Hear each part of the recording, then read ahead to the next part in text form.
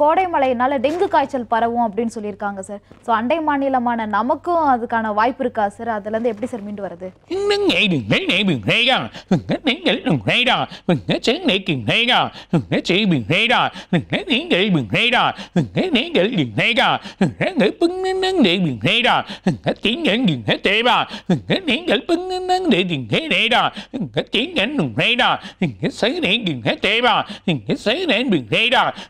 tiếng dẫn kinh vấn đề đừng thế này đó đến nắng để đừng thế đó đến nắng vấn ở đừng thế đi đừng thế này bà đừng thế nén để đừng thế đó đừng thế để đừng thế thế bà sừng con hết đừng thế này đó thế để vấn nắng để đừng thế kệ đó sừng thế xé để đừng thế để đừng thế đó đến đừng thế đừng thế thế về đừng thế đó đừng thế sừng thế để này đừng thế đó đừng thế nén để đừng thế đó đừng thế để vấn nắng để đừng thế kệ đó đừng thế tiếng dẫn đừng thế đó đừng thế nghĩ tiếng đến nghệ đừng thế bia கண்டிப்பாக வரதுக்கு வாய்ப்பு இருக்குது, நிறைய சான்சஸும் இருக்குது. So அதனால் மக்கள் எப்படி கவனமாக இருக்குன்னா, ஒரு சாதாரண ஃபீவர் வந்தாவோ இல்லை சாதாரண ஒரு சின்ன பசங்களுக்கு வழி வந்தாவோ உடனே இது மெடிக்கலில் பரிசோதனை பண்ணுறது ரொம்ப நல்லது.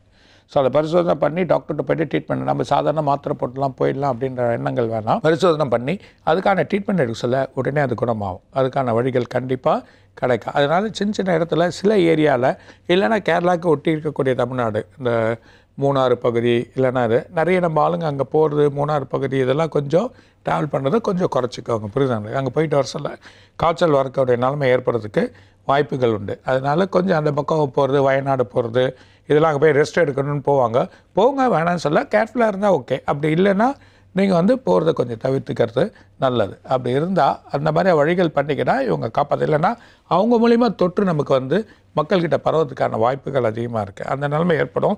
ஸோ மக்கள் கவனமாக இருந்தால் அதுக்கான வழி வரும். உணவு வழிமுறைகள் உடனே நமக்கு ஃபீவர் சம்மந்தப்பட்டது வந்தால் இமீடியட்டாக டாக்டர்கிட்ட பரிசோதனை பண்ணிக்கின்னு அதுக்கான மருந்து எடுத்து அந்த டெங்கு காய்ச்சல் நம்ம வெளியே வந்துடலாம். 1.5 மாதத்துக்கு கொஞ்சம் கவனமாக இருந்தால் நல்லாயிருக்கும்.